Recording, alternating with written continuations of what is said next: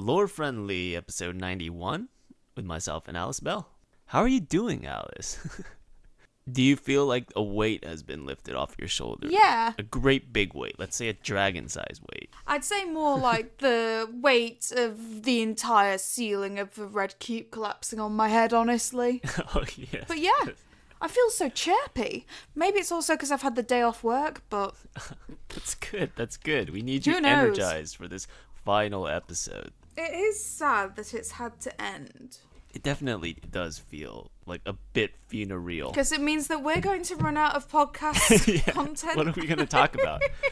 There's some stuff that's been going on. I mean, we could talk about it next week, but there was like some whole controversy with Skyrim Together, some multiplayer What? Skyrim thing. Yeah, like I guess they have Juicy. a Patreon that was making like 15 grand a month, and people were accusing them of just delaying the project and just collecting the cash or something. It was some drama. Damn. So there's stuff to talk about. We could always find something anyways, but Yeah. I think we should start reviewing the novellas that have come out for Song of Ice and Fire. let's just milk 'Cause this. I'm reading A Knight of the Seven Kingdoms, and it is fabulous. Oh yeah. So it's like the collection of the three The Duncan Egg Egg short stories. Yeah. Okay. I finished the first one at work, so the first part, and oh god, I was nearly crying over Baelor. Yeah, I have not read them, so you Oh, sorry. spoilers. But Baelor, Soz. they named the sept after him, so it had to be kind of a big deal. Different right? Baelor. Oh, Different Baelor. The Baelor who had the Great Sept named after him was a bit of a crazy one. He locked away his three sisters oh, did he? in the Maiden Vault for like all of his reign so that he wouldn't be tempted by their bodies. See, they shouldn't do that. They should take a page out of Elder Scrolls where everybody in the world has a different name. So you're not going to have two Alices in Fallout or Skyrim. You're only going to have one. There's just one Delphine. There's not six Delphines. So when I say Delphine was a former member of the Blades, you can't say, oh, no, not that Delphine. Oh, Delphine, of course. Oh, we get it. But yeah. if it was the world of Westeros, you'd be like, which Delphine? I don't know what you're talking about. There's 8 Delphines and Arias. Delphine the smaller, Delphine the younger. Bran the Builder. Bran the Broken. Bran the Dickless. Bran the Wild Wolf. God, right, should we get into the episode? Yes, because yes. otherwise...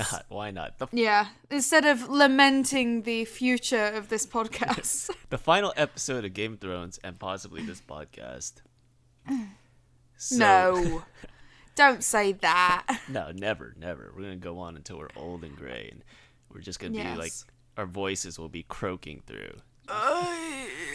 We're going to talk about Westworld season 72 today.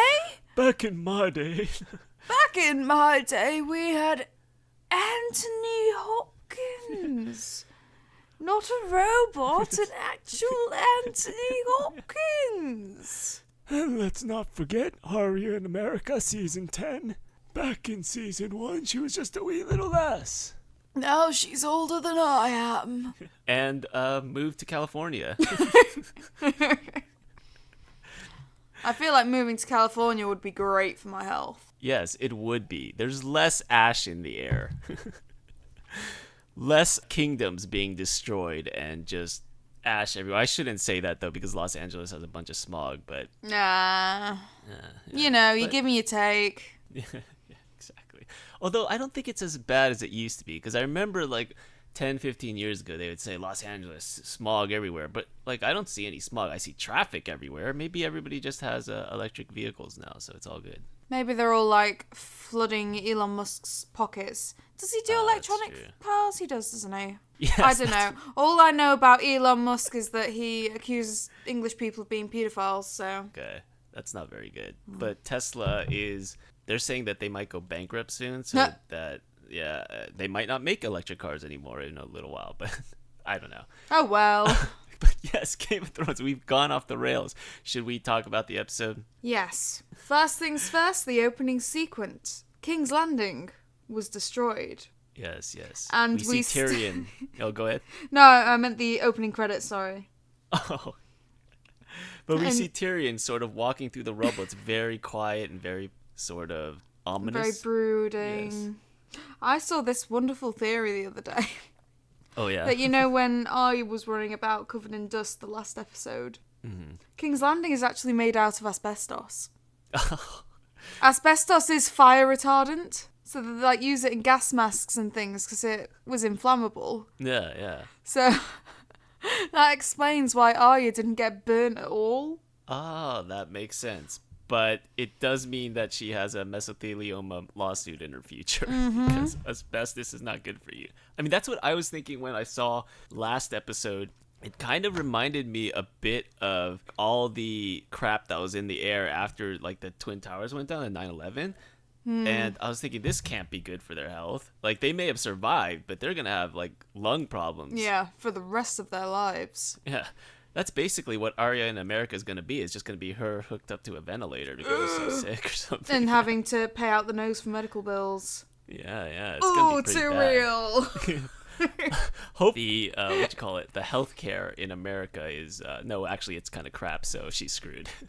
Yeah. It's going to have an early season finale. She's going to really wish for that Westeros healthcare because you guys have a good system. Are you implying the time in Westeros?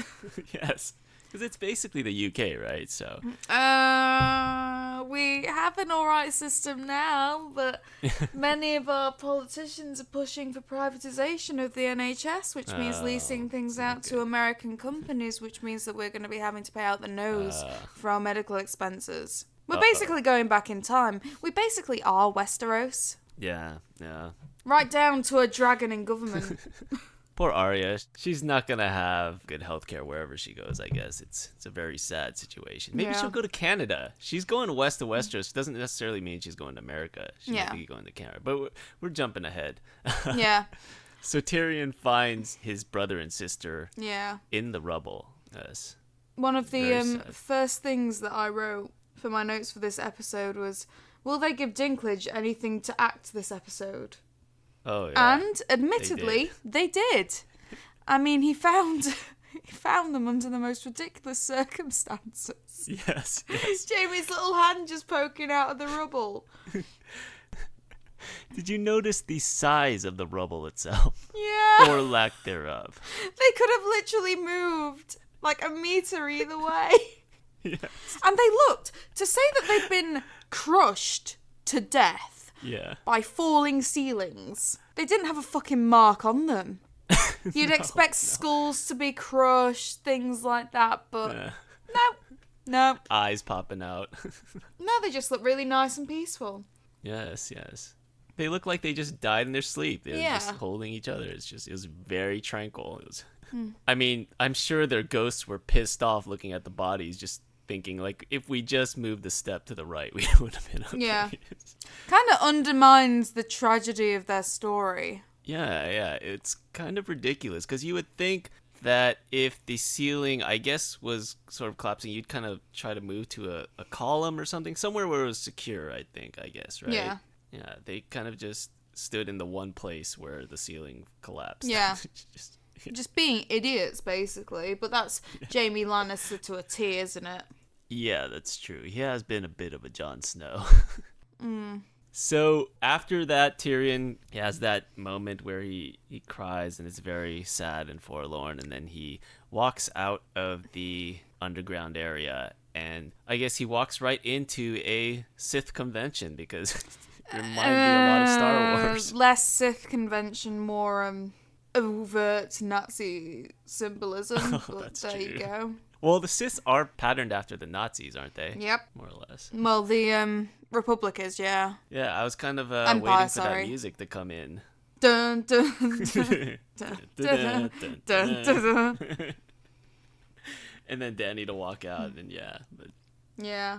And so, shall we go back? Because this is where all the plot lines are converging now. Oh, yeah. So that's where Tyrion starts off with. Mm-hmm. And the other main character that we focus on for this part is Jon.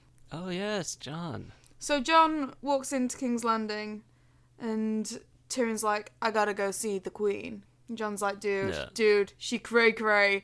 You don't want to go up there alone, man. Here, let me give you some of my soldiers who didn't listen to my orders last episode, but whatevs. And then Tyrion's like, nah, we'll do this alone. So he goes off and he finds his brother and sister. And during that scene, there are a couple of people who are walking about, a couple of the common folk who are walking about, dazed and injured. And my first thought was, Jon is meant to be one of the good guys.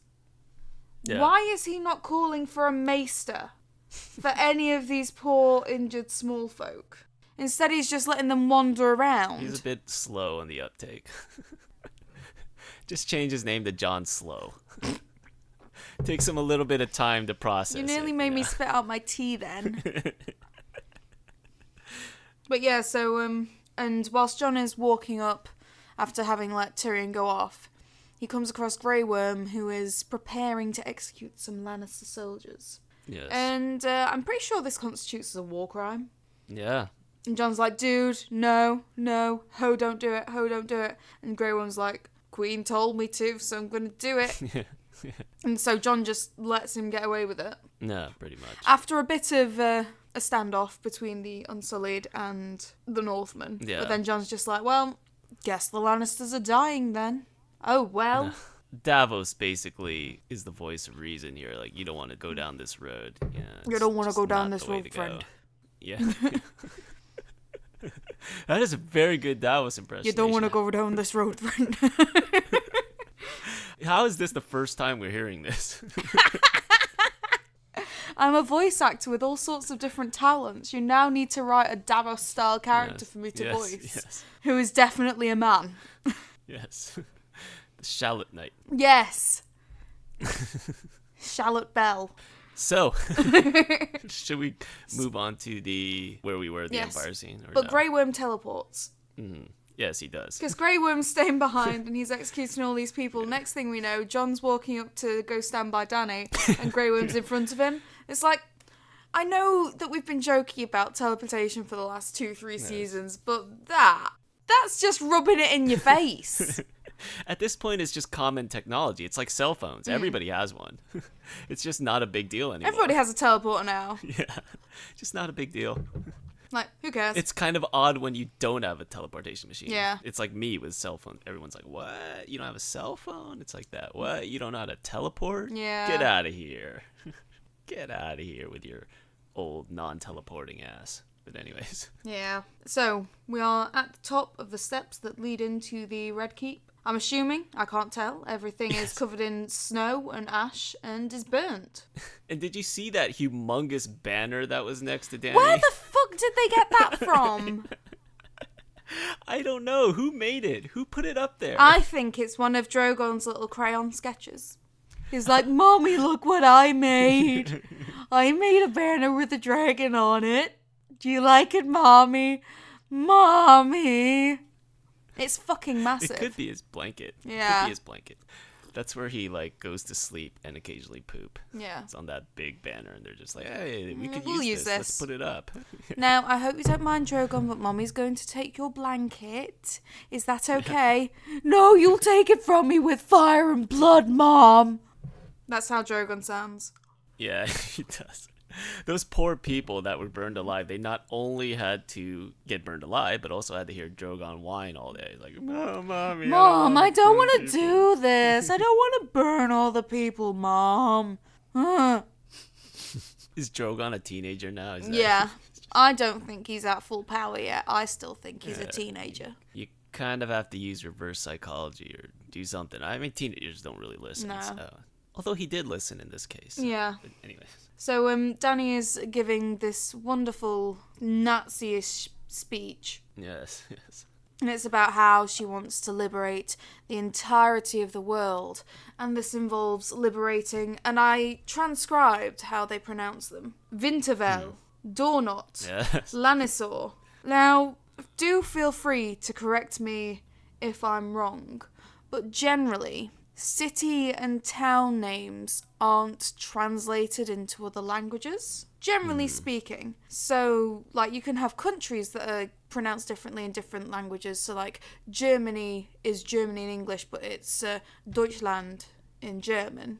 No. But generally, you don't do it to cities, and the only reason you do it to cities is if you're in a bilingual country like Belgium. So in Belgium they have Brugge in Dutch and Bruges in French. Yeah. So that's the only reason why you translate a city into a different language. And even if they were translating the meaning of the city's name, so say Winterfell, for example, into High Valyrian. Like Winterfell I can understand as being like, oh, maybe that aren't W's. No, I get it. They're trying to make it sound German. But in Dornot, for example, I don't think the difference between pronouncing High Valyrian letters, and I can hear dogs on your end. Yeah, that's a neighbor. Oh, okay. That's not my dog. I'm not like Jon Snow. I don't leave Ghost. I don't leave my You just don't pets have outside. a pet. But I don't understand why they translated the names. Yeah, I don't understand. Dinosaur. Maybe they were trying to make it sound more Germanic. I think I heard a couple nines in there, and maybe Heil Hitler. I am quite interested to read what High Valyrian is based off of, because that is one of the show's greatest achievements, is creating two completely new languages. Yeah. Into the world. So High Valyrian and Dothraki. Both of them has been written and they were reconstructed. Oh, so you can actually learn it. It's like Klingon. It's a real language. Yeah, it's a real language. It has been created by David J. Peterson. It has actual grammatical levels. It has actual rules, like an actual language has. Props to Mr. Peterson, or Dr. Peterson, I'm assuming. A colleague of yours someday. Maybe. But yeah, we have Daenerys admonishing Tyrion for saving his brother, and Tyrion, claps back because Daenerys destroyed an entire city, and then he kind of takes his little hand medallion and tosses it on the floor, like, take that. Yeah. I don't like you anymore. You're a cunt.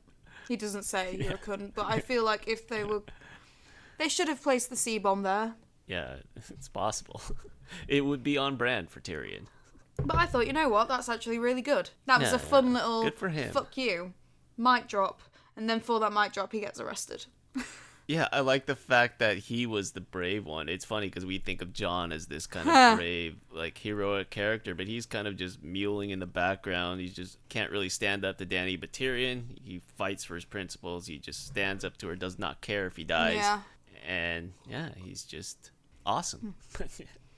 But Jon, he's still kind of, wavering. He's like, I don't know. I don't want it. He's still in Team Dany. Yeah, McQueen. Lightning McQueen. And then teleportation again. Arya teleports right next to Jon in that kind of creepy assassin way. Yeah. And she's just like, yeah, we don't like her. Just message from Sansa, we don't like her. Yeah. I was just in Winterfell a minute ago, and then I teleported back, and Sansa, she's not having this. I showed her pictures of the rubble on my iPhone. And she was like, oh, shit, that was that garden that I used to go and pray in with the weirwood tree. Yeah. No, it's been destroyed. Then we FaceTime for a bit, had some Starbucks at House Starbucks. Yeah, picked up a water bottle.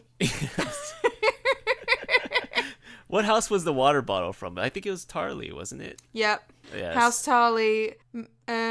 Mesa Sam is slowly trying to create a way to make biodegradable plastic. Oh, he is big on hydration now. He is big on drinkable water and how that helps health. And he knows that drinkable water gets rid of all the salt levels. Ah, yes. And it reduces the odds of disease. He mentioned that toward the end of the episode. I think it was him that mentioned it. And right on brand, he is creating bottled water for the masses to consume. Now, whether they're priced correctly, because in our world, bottled water is quite extortionate, expensive, right? Yes. So we don't know what Tarly is up to here, but we'll get more into that. Yeah.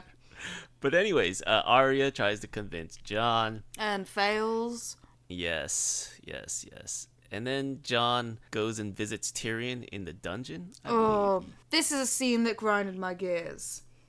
Oh, yeah. First, How come? they had to hammer home the Daenerys is a Nazi. Did they actually call her the Führer? No, but have you heard of that First They Came poem? From Oh, 1946. God. Did they say that? I didn't catch that. They didn't say really? it precisely, but they said the Westerosi version of it, which was basically, first she killed the slaves masters and didn't care. First they came for this, and then, oh well. Oh, I was going to say, not exactly apples to apples, though, is it? No. But it's one of the really poignant poems to do with the Second World War, and the show tried to do its own version of it and missed the message. Yeah, but the difference is the people she killed at the end were not opposing her. They had surrendered. So I don't really see how it's apples to apples there, because, I mean, all the other instances Tyrion mentioned, I mean, we talked about this last week, were people who defied her and people who would or refused to bend the knee, right? Yeah. Yeah, it's... But the structure of the little bit of the speech there was very reminiscent of it. Like, that was my first thought. Yeah. And the fact in this whole scene, they basically played Tyrion as being the moral compass instead of Jon. So Jon was not able to see for himself that Dany was a mass murderer, and Jon has always been, for the little guy, he's a bastard himself. Yeah. He's one step up from small folk, even though he is privileged. He learnt how privileged he was when he was in the Night's Watch, and he raised up and treated all the recruits equally. In fact, in the books, he even takes on a male prostitute to be his squire. He doesn't see the wildlings as being lesser than him, and he feels their pain. So why is it that he's not able to empathise with the hundreds and thousands of small folk who have just lost their homes and families? Plot. And see, hang on, Daenerys is bad. Why did they have to give that speech to Tyrion? Because plot. Because they don't want to make it easy, I guess. It's another instance where plot takes precedence over character. No, it was using up time. Yeah, because the character... This would be an easy decision. Well, I don't know. I don't want to say easy. He's in love, right? Yeah. But it shouldn't take that much convincing, I guess is what I'm saying. But for the plot reason, you kind of want to like push the audience in one direction before snapping them back in the other direction. So subversion. Yeah, it's kind of obvious why they did it, but I agree. It doesn't really serve his character all that well. It takes him in a direction that isn't exactly on brand for Jon, but... you can explain it all away by saying he's in love, I guess, to play devil's advocate. He's in love. He's in so much love, but he can't kiss her. Yes, that's true. It's the familial love. Maybe it's that. It's half a boner. But I just hated that scene, honestly. It was just another example of Tyrion being sanctified by the TV show's choices. Being made the best character. He was, in this episode, not just the one getting all the scenes, but just the one propped up as more or less the hero, the protagonist, the driving force behind everything that happens. I'm sure George liked it. George loves Tyrion the most, right? I mean, he's more or less... He loves Tyrion, but the Tyrion on the show, since season 5, perhaps even earlier, since season 4... has been nothing like the Tyrion in the books. And you know what's the really bad thing? Peter Dinklage is a fantastic actor, and I would have loved to have seen him go through that moral dark spiral that he goes in the books. But no, from like halfway through season 5, he's just, I'm the best person in the world. That's nice. Yeah, the plot sort of directed him to make poor decisions, and then at the end, all of a sudden he gets his sort of mind back, and now he can sort of manipulate things because the plot required him to do so. So it's a little bit like that. I did like the one line.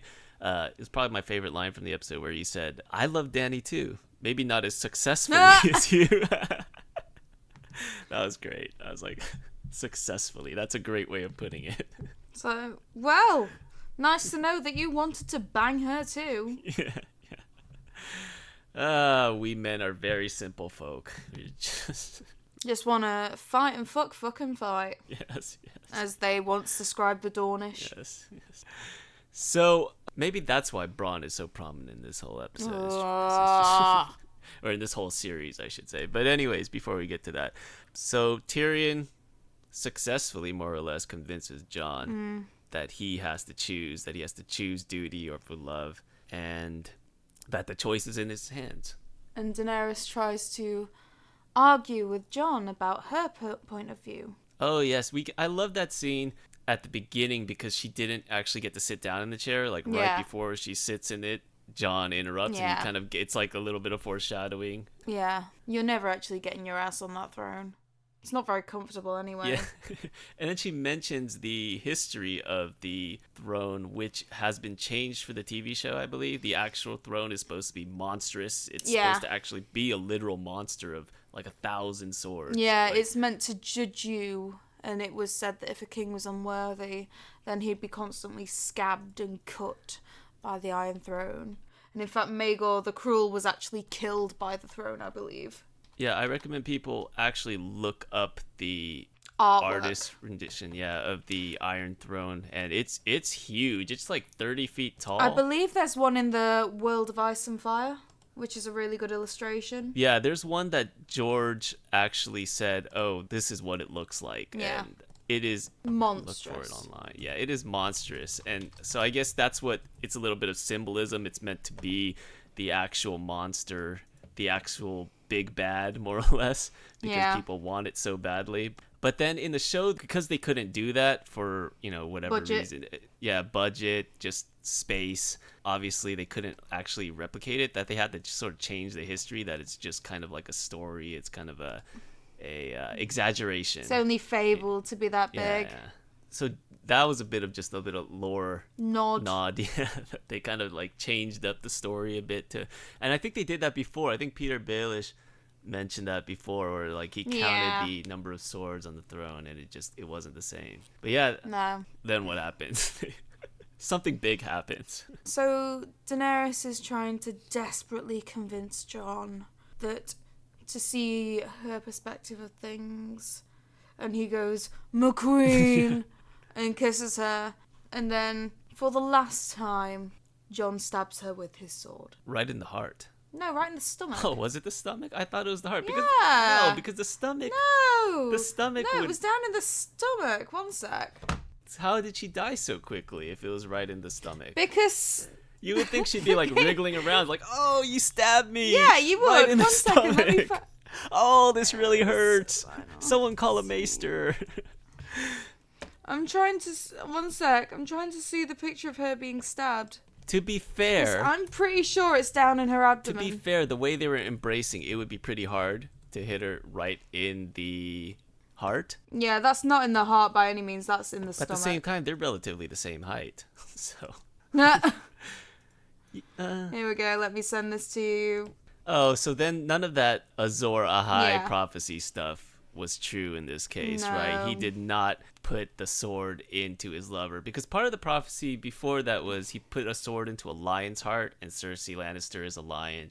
But he didn't kill Cersei anyway, so...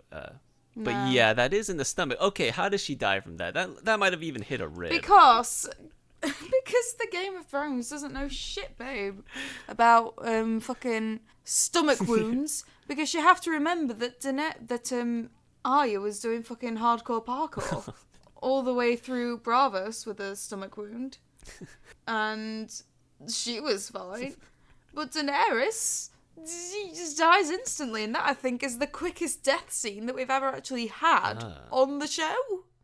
Like, even Talisa, when she was being stabbed multiple times in the stomach all the way back from the Red Wedding, was able to react. Oh, that's true. Maybe Targaryen hearts are just lower, and their anatomy's different. Maybe the heart is just right in the Maybe stomach. they're like doctors. They have two. They have two hearts. Oh, you stab either one, and they're gone. Yeah, it's just not enough. Yeah, that was very strange, because if you get stabbed in the stomach, you'd kind of be like squirming on the ground, going, "Hey, why'd you stab me, asshole? What the fuck? Why'd you do this? Ow! Stop!" And you'd think that she'd be squirming around even more and be taking less time to die because the knife hasn't been removed. No. If you remove the knife, all the viscera, the blood, the guts, the stomach acid would all be leaking out, and it'd make her die quicker. Whereas because it's in there, it's just like, oh, it's plugged. The wound's plugged. Maybe he stabbed her in the stomach, but then teleported the blade of the knife into her heart. There we go. We can just answer every issue with teleportation now, can't we? I still don't get her mood towards Jon when they first started talking, because she was acting almost like she had teleported from episode 2 right to episode 5 there. Because in between those 2 episodes, they had grown kind of distant, and that was kind of used to explain why she went mad in the first place, is that they had this distance between them, that he was more or less ignoring her advances, and that even when they were standing up there doing the Nazi speech, she was kind of just giving him the death stare, like, yeah, you know what's up. I'm the queen now. Maybe she was just horny, like a dad gets from burning people. Could be. It doesn't work for me, but maybe it works for her. I don't want to kink shame. Yeah. But, I want to kink shame. She was also maybe kind of in a good mood because she was so near the throne. I don't know. So near. She was about to touch it. She kind of touched the handle. She just got in this joyful, jovial mood, more or less. I don't know. Maybe that explains it. But it was a bit odd just seeing. I was getting whiplash from seeing how she was changing from bad queen to good queen to just crazy queen, and it was just, yeah. Well, that just shows how well they've handled her arc over the entire season, which is to say, not well. To be fair, Emilia Clarke did deliver each bit. Yeah. She has been on top form this season. You knew when she was mad. You knew when she was crumbling. You knew when she was crazy. You knew. It was just... the expressions on her face were just perfect for whatever scene they asked her to do. Just not sure. Yeah, but yeah, the internet has argued it to death. But just not sure if it made sense. But the progression made sense. Yeah, it wasn't written to make sense. I feel like if they'd have told her a couple of seasons ago, this is your endpoint. Yeah, she could. Then she could have worked more into the performance and it would have worked out a lot better and a lot more understandable. But as it stands, didn't. Yeah. And then after she dies from a paper cut, Drogon comes swooping down, and this is a scene that I think everybody loves. Yeah, this was the most upsetting scene. It's the Lion King scene. Drogon being a big dog. Dad? Wake up, Dad! Come on! Wake up! It's very sad. Mom? Anybody? Anybody? Ah! And then rather than burn Jon, he takes out his anger on the real villain here, the Iron Throne. So... you know what Watsonian and Doyleist perspectives are, don't you? No, I do not. So basically, it's based off of Sherlock. So Watsonian analysis is, why is this happening?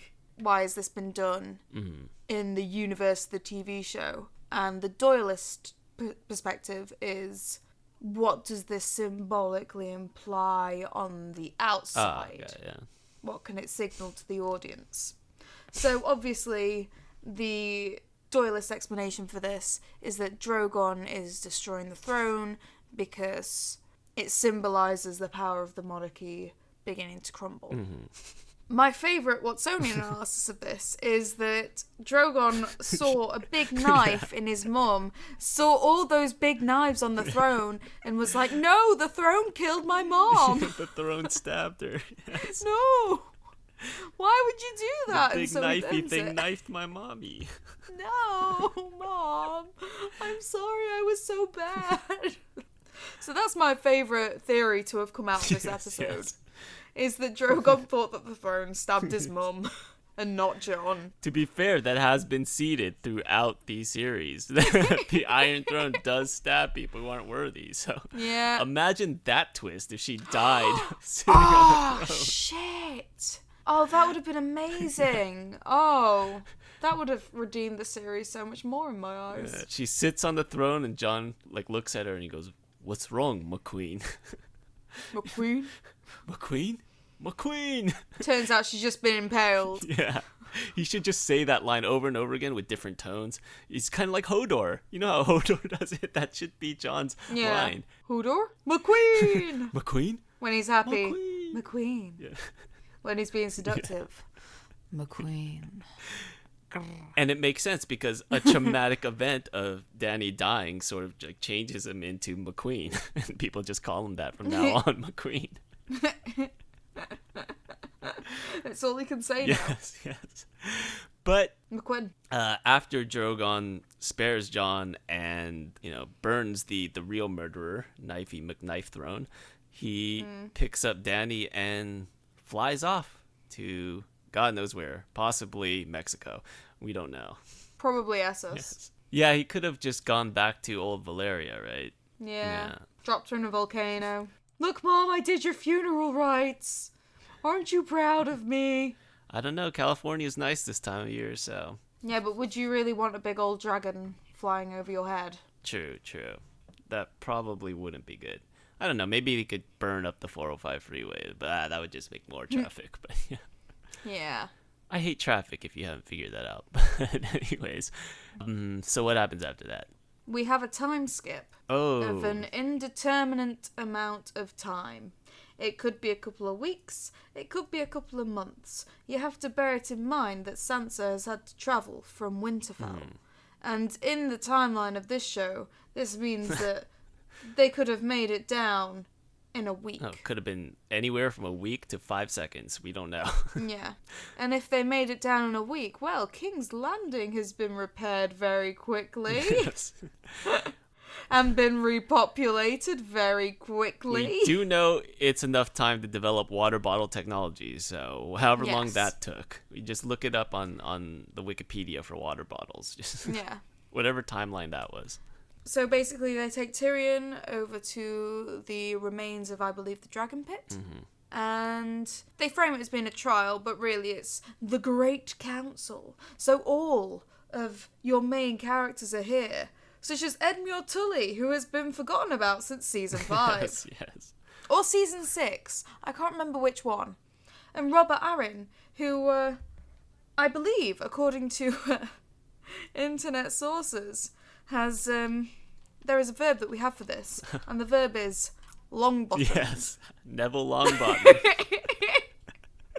In that he started out as this geeky, awkward kid.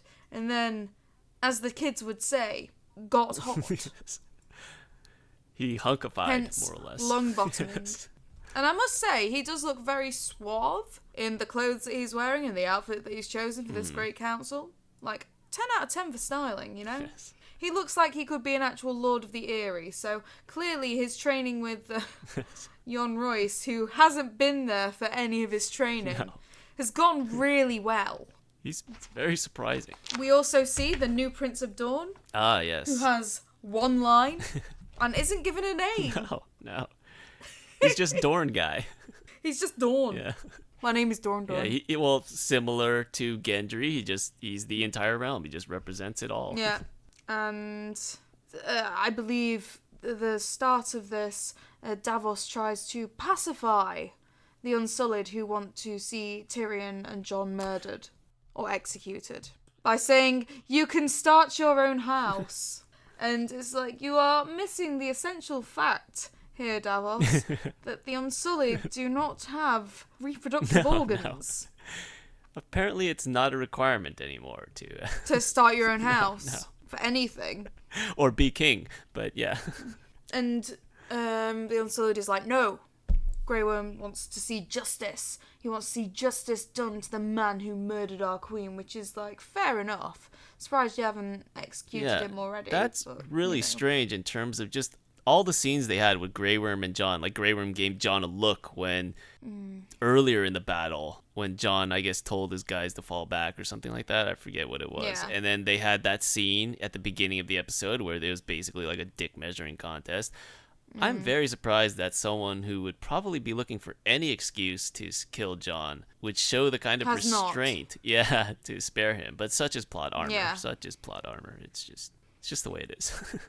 And so they decide that they can't decide on everybody's sentences until they have a new king or queen. Oh, by the way, going back, I'm also surprised. Well, I guess I'm not surprised because it's Jon. But Jon didn't actually have to tell anyone the truth, you know? He could have just been like, hey, the craziest thing happened. Drogon just flew right into the Red Keep and just grabbed Dany and just flew away with her. It was the strangest thing. Who knows why it happened? But, dragons, Yeah, crazy. I think he was getting a bit angsty because he also melted down the throne. Yeah, it was wild. Like, you should have been here to see it, but I did not see that coming. But we know what? Jon can't lie, apparently. It's not part of his emotional range. Yeah, that is true. He probably just confessed right on the spot. Yeah. I did it. Oh, God. McQueen. McQueen. McQueen. Pointing at Daenerys, pointing at his sword. McQueen.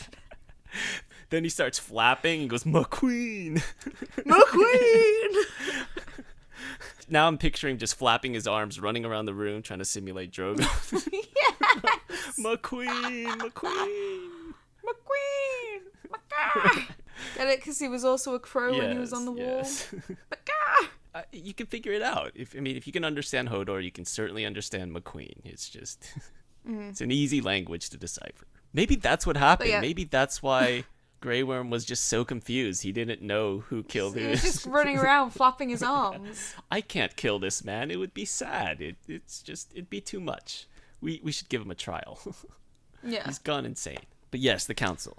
Yes. And basically, Tyrion gives the excellent argument, the so compelling argument, that Bran should be king because he's got a good story. Yes. Which is ironic, considering that the showrunners have sidelined Bran's storyline for seasons. Bear it in mind that they had an entire season where he didn't show up. Yeah, exactly. They just cut him out. It's very strange. I mean, it makes sense from George's perspective. He's always talked about Aragorn from Lord of the Rings. How being a good person doesn't mean you're a good ruler. What's Aragorn's tax policy is what he always likes to say, right? So it clearly rules out Jon from being the king because Jon is basically, at least in the show, maybe not in the books. Yeah, he's Aragorn 2.0. He's just like Ned. He's Ned 2.0. Whereas in the books, he's proven to be an effective administrator. Yeah. So in the books, he might be king still. Maybe they'll still prove it. Maybe they'll detail his tax policy there. But failing knowing his how he would rule in the show, he would not make a good ruler. Bran doesn't have a tax policy either. Bran's, I guess, his resume. I mean, they didn't show it in the credits. I didn't look at the credits all the way, but maybe it was there. Here is Bran's tax policy. But Bran, I guess the thing that Bran has in his favor is he knows history. I guess if you know history, you know how rulers ruled. You could sort of make decisions based on that. But he's also a emotionless, genocidal pagan demon. So from that perspective, I don't know why he would be a good ruler. I don't think he'd be an effective ruler, you know? No. It's just not a compelling argument to me. How can he show compassion for people? How can he make decisions without emotion? How can he care for the people's needs? I mean, to me, he's like a computer. He's a robot. He would basically just compute. You go beep, boop, boop, boop, boop, and compute like whatever the best outcome from a numbers perspective would be. I don't know. You need to have emotion to be able to empathize. You need to have emotion to be able to have compassion. It's just, and obviously not having emotion means you don't get mad or angry or just, fly off the handle. But I don't know. And let's cite an example of how his lack of emotion kind of screwed over people. It was his works that resulted in the death of everybody in King's Landing. If he never told Jon the truth, then Dany probably would have never flown off the handle because Jon would have showed her affection. It's quite possible that Bran orchestrated the genocide of King's Landing. Also, he could become king. This sounds like the behavior of a tyrant. This sounds like Littlefinger. He's like Littlefinger in his machinations. Yeah, like the competent Littlefinger that we had in the first couple of seasons rather than the... If you think about it, when Bran became king, it started to all clear up for me. I was like, oh my god, he's the villain of the story, and the villain won. Because before I kind of thought, okay, he made this decision to tell Jon and it resulted in King's Landing getting blown up, but he did it for the greater good. He did it for, the people of the future. That was my sort of explanation that we talked about last episode, right? Yeah. But in this episode, we don't know if he did it for the greater good, but we do know that he became king because of it. Yeah. One could then come to the conclusion that he did it not to save people, but for personal gain. So I don't know. It's interesting to view it from that lens. Maybe the Night King was a hero. Maybe the Night King was trying to save Westeros from this evil pagan demon. Yeah. That's my theory. I'm sticking to it. Trying to theorize about this is ridiculous, mate. Don't worry. I feel like Sansa's little comment about his infertility was a little bit of a slap in his face for him commenting on how beautiful she looked every time that she experienced a traumatic event. His favourite thing to do is just to play back Sansa's wedding night. It's weird because she made it as an insult after Tyrion said he'd be the best king, he'd be a great king. She's like, yeah, but he doesn't have a dick. It's like this. Yeah. It's like, hello, Bran the Dickless here. It's just, yeah. Nah. It has even less of a ring to it than Bran the Broken. But yeah, it was an interesting thing to say. It was kind of just like, but I guess she's talking about in terms of just having siring children or whatnot. But yeah, I don't know if it was before that or after that, but Sam is the first to kind of step up and mention democracy as an option. And that gets laughed at. It's like, why don't we give the dogs a vote or something? Or my horse. Sounds like people who were like, why don't we give women the vote? Yeah, exactly. They don't want to take the power away from themselves, right? You give the power to people, and then all the lords and their, highborn children don't get to keep their status. Now, granted, we have democracy here, and it doesn't always work out, Sometimes, it kind of makes you want to wish for a monarchy when you see who our leaders are at the moment. But then you realise that you could end up with Daenerys. Yeah, exactly. Well, the system is always going to be somewhat broken, and that's kind of why the end of the council, where they decide kind of on this kind of weird pseudo-democracy, I guess. I don't know if it's like a republic or... I mean, it's not a democracy. They vote, but they only vote between the highborns. But it doesn't seem like it would work. Like, I didn't leave that council feeling like they had solved all of Westeros' problems. It kind of felt like it just made things worse. Yeah. I mean, Sansa made her own kingdom, so yeah. Now it's the Six Kingdoms. Sansa's like, sorry, Bran, this isn't going to work. I'm out. Yeah. So what do you think the other Six Kingdoms are going to do after they see Sansa just bail? Dawn's going to secede, then as are the Iron Isles. The Vale as well, probably. Doesn't it feel like a prelude to just another war? I don't know. Yes, it does. And the North is going to be the only one that's safe from it, because the North, well, you know what they are? They're protected by the neck. Yeah. They're impossible to invade and impossible to hold. It would be different had the White Walkers just trampled all of Westeros, because then people would, they would join together in their humanity. Like, they had this experience, this existential threat, and now we're going to unite, we're going to be one. They're going to have that feeling. But, I mean, the White Walkers, they barely passed Winterfell, right? Yeah. Nobody even believes that they were real, so. And now they're all gone. Yes. It just means that the North is weaker. Well, like you said, they can't, attack the North, but it just means that there's this power vacuum, and now we can all be independent kingdoms. I really don't get it. Which is how I see the actual ending happening, is I still see there being a complete devolution of the whole concept of the Seven Kingdoms. It would make sense. Now that the Iron Throne, the symbolic representation of the Seven Kingdoms, has been destroyed. And the fact that there's nothing, I guess, that would cause them to bend the knee. I guess Bran the Broken, I mean, he's not someone that... is a charismatic leader. No, and he doesn't have, like, the power, I guess, to really go into another war, does he? Does he even have an army? No. What's he gonna do if Dorne secedes? Which they likely are going to do. Just be like, but I'm the three-eyed crow. Yeah, maybe he will warg. Three-eyed raven. Maybe he will warg into Drogon, and then that is how he's gonna maintain control and power over his Six Kingdoms. Who knows? Who knows? Maybe he's just happy just souping up his wheelchair, and that's all that matters. It's all that he really wants, really. He just wants to be king, to like have access to new materials to make some sick new wheels. Yes, exactly. His wheelchair was pretty bitchin' at the end. I think it was a new one. It was very nice and polished. So yeah, anything else from the council, or should we move forward? No, not really. Apart from the of course, Jon gets exiled. Oh, that's right. That is kind of a big deal. And that should have been his choice rather than a choice that was imposed on him.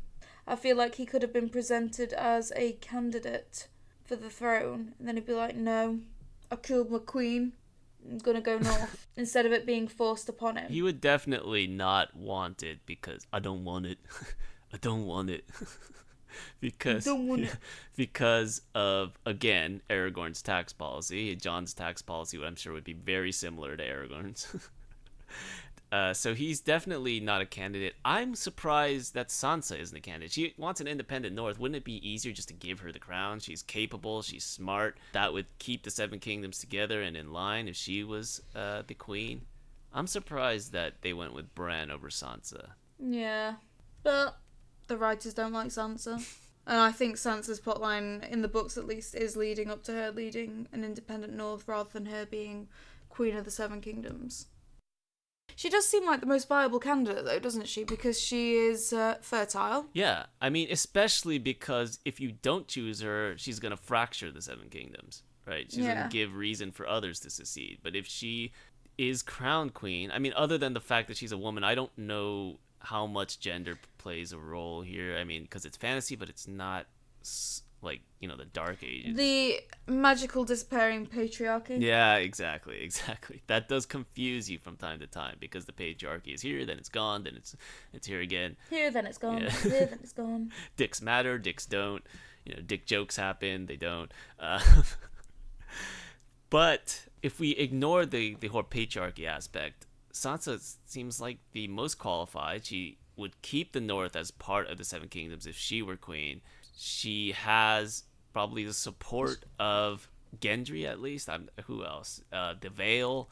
Edmure, the Vale. Oh, there you go. See, Tarly, Sam Tarly would also be an ally. Yeah, but he's not the new Lord of the Reach, is he? That's right. I'm skipping ahead, but... Yes, Bronn of the Blackwater is now is now the master of coin. You know what? If nothing else proves to me that this is not George R.R. Martin's ending, it's that.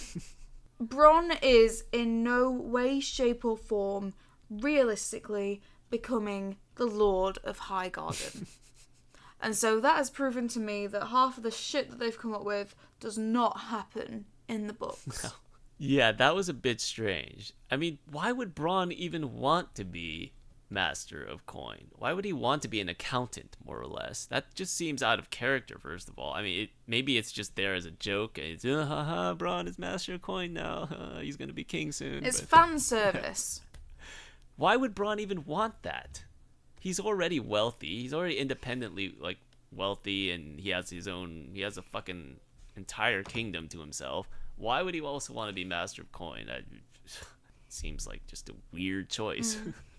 And then you also have the Unsullied, who execute themselves. Yes.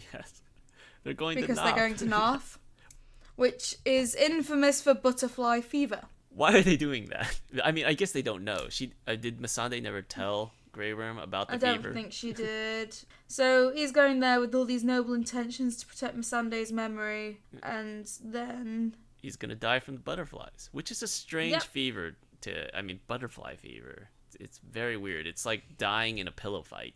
It's just... Butterflies are very docile creatures in our world, but I guess they can carry plagues and fevers in Westeros. Or not. Which is just hilarious. So that's the Unsullied killed. The Dothraki are appearing to becoming traders. Yes. Which is weird. Because that's the only conclusion that we get to the Dothraki, is that they are in King's Landing loading up ships. Yes.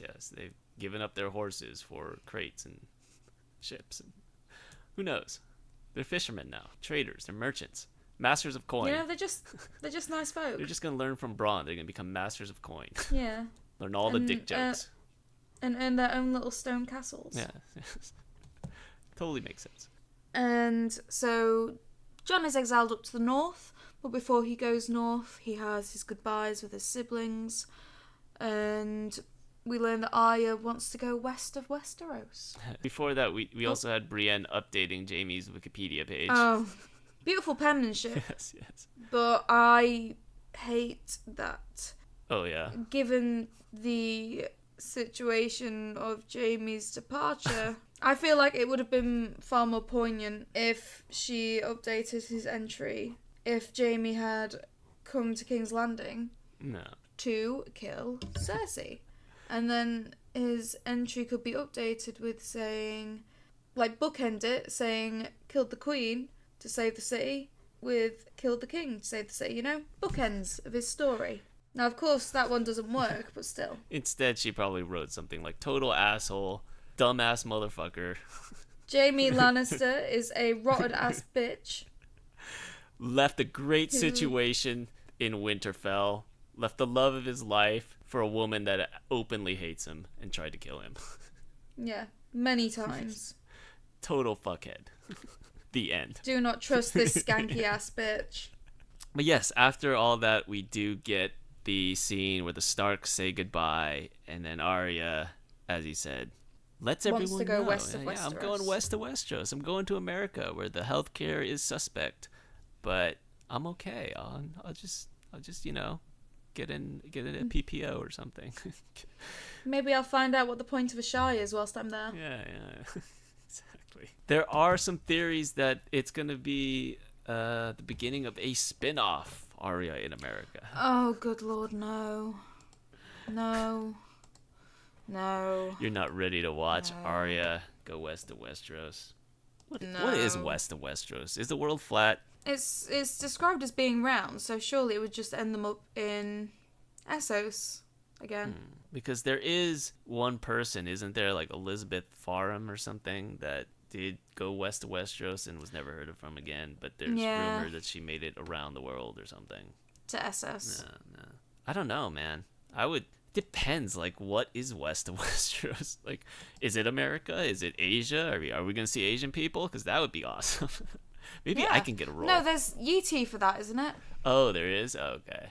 Yeah, but UT... Where is UT? Sounds Asian. Sounds Chinese or something. It's going to be like Westworld. We're going to have, like, Samurai World. Yeah, it's in Essos. Yeah, Arya's going to take her ship, and it's going to go right off set into another set, and it's Anthony Hopkins is going to be there, only he's going to be Asian Anthony Hopkins. Hello, Arya. Please not Anthony Hopkins in yellowface. Oh, no, please not. I mean an actual, like, Asian actor who kind of looks like him. And he go, hello, Clarice. And say all his, like, famous lines. I don't know his other famous lines, but I know that one. Bernard. Yes. Bernard. Just something about Bernard. Yes. It's basically like McQueen in Hodor. He's just, Bernard. My name is Arya Bernard. Bernard. But yes, then lastly, we get a little montage. Yes, a montage. Yeah, we need a montage. Sansa getting crowned. No, I wasn't happy about... Well, I was alright with Sansa getting crowned. You know what I was happy about? Ghost. Sansa wearing fucking stark colours instead of fucking black. Yes. It would be nice if she actually wore the house colors when she was getting crowned. Yeah. For House Stark. And she was wearing grey. Finally. I mean, there were bits of red in it as well to represent weirwood trees, but still, she was wearing grey. Oh, that's a nice touch. And when Jon goes north, he finds Ghost.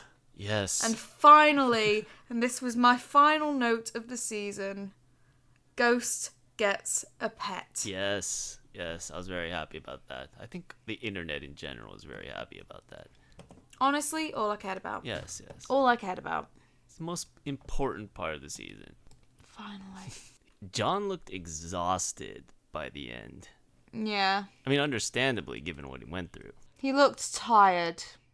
But then he goes north. Where he belongs, I guess. Where he's happy. Yes. Or he doesn't have to think about a tax policy. It's just very nice. No taxes north of the wall. No. Anytime he has to think about taxes, he gets a headache because, again, Jon Snow. So yes, the end of Game of Thrones. That's it. What are your opinions overall? I mean, it got us to where we needed to go at the end. I'm shocked about the Bran thing. Subverted expectations. I mean, my thought was either it was Jon, what your expectations think it's going to be, or it's going to be Sansa, which is a subversion of expectations, but also makes sense, and also she would be a capable ruler, and I'd be satisfied with the next 30, 40 years of her reign. I'd be satisfied going forward. The Bran thing was it was out of left field. I don't know what to think of it other than he's possibly a villain. The Bran thing is fucking crazy. He's a pagan demon. He's the three-eyed raven they know nothing about. Allied from the children of the forest who kind of hate people, kind of hate humans for killing them off. And who the hell is this guy? He has no emotions. It just leaves that whole part of the ending kind of just open-ended and just bizarre to me.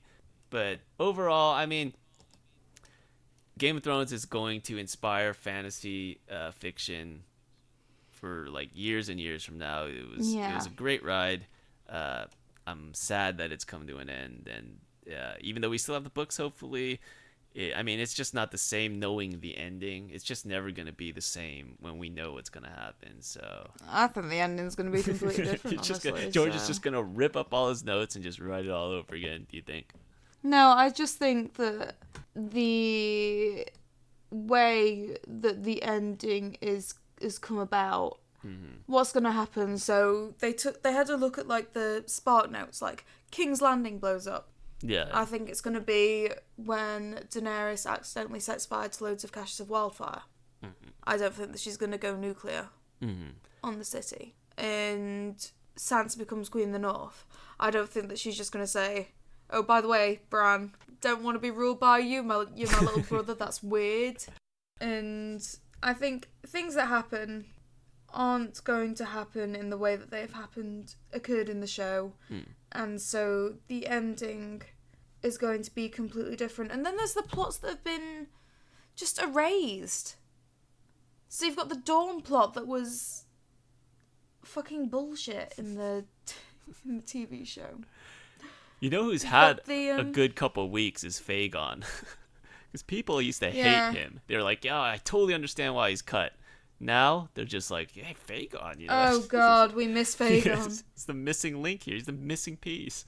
And there's just so much that has been missed out for the sake of, oh, we just want to hit the plot points and then get on with writing Star Wars, you know? But there is something, just knowing the end point, it kind of like cuts the legs out from under the book, I think, in a way. And it's still going to be enjoyable to read, but it won't be the same as if we were reading it without knowing what would happen. You know what I mean? Yeah. Just having the ending spoiled for us. That's kind of what it's like. It's like you're reading a book series and it's really great, and then somebody named David or Dan just pops in there like, hey, King's Landing from Wise. Yeah. They just pop in the door and say, hey, crazy thing, that ending to A Song of Ice and Fire. Whole King's Landing just blows up, and then John, he kills Dany, goes fucking north of the wall. It's just like, and you're like, what? Why'd you do that? Why'd you spoil it for me? And then you have to read the rest of the books, and you still enjoy it, but it's just kind of like, damn, those assholes, those fucking assholes, they spoiled the series for me. Yeah. It was kind of interesting that they opened up the book of A Song of Ice and Fire in the show, and Tyrion wasn't in it, and it's like were they like mocking the books? I don't know. I feel like it, yeah. Like their show doesn't have all the like fucking good characters that ours does. I don't know. Yeah. Your show doesn't have any subtlety, so who's the real winner here?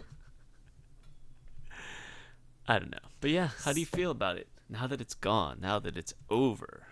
On the one hand, I am very glad that it's over. I'm so happy that it's gone because it made me so angry.